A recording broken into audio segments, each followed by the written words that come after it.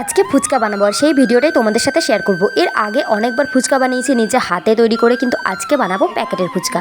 তো আমি এখানে 10 টাকা দামের একটা প্যাকেটের ফুচকা নিয়েছি। ফুচকাগুলো আমি আর পাখি দুজনে মিলে ভালো করে ভেজে নিয়েছি। আলু মাখাতে দেবো বলে মটরটা একটু সিদ্ধ হয়ে গেলে তারপর ছোলাটা তার মধ্যে দিয়ে একসাথে সিদ্ধ করে নিলাম ভালোভাবে। টক জলের জন্য আমি তেঁতুলটা এখানে ভেজাতে দিলাম। 4টে শুকনো লঙ্কা পুড়িয়ে নিয়েছি, তার সাথে পেঁয়াজ, একটা কাঁচা লঙ্কা, শসা, ছোলা মটর, একটা ফুচকা ভেঙে ভালো করে আলুটা মেখে নিলাম। তারপর টক জলের মধ্যে দিয়ে দিলাম সেই লঙ্কার গুঁড়ো, একটু লেবুর রস আর বিট লবণ দিয়ে মাখিয়ে তেঁতুল জলটা রেডি করে প্রথমে দিয়ে দিলাম দাদাকে। সবাই দেখো এখানে সারি সারিভাবে বসে আছে আমার ফুচকা খাওয়ার জন্য। আমি তো পুরো দোকানদারের মতো দিচ্ছি। অল্প জিনিস হলেও বাড়িতে সবার সাথে এই খাওয়ার মজাটা অনেক বড়, অনেক বেশি।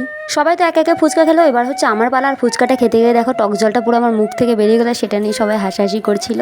নেক্সট টাইম যদি ফুচকার ভিডিও শেয়ার করি তবে সেটা নিজে হাতে বানানো ফুচকার ভিডিও অবশ্যই শেয়ার করবো তোমাদের সাথে।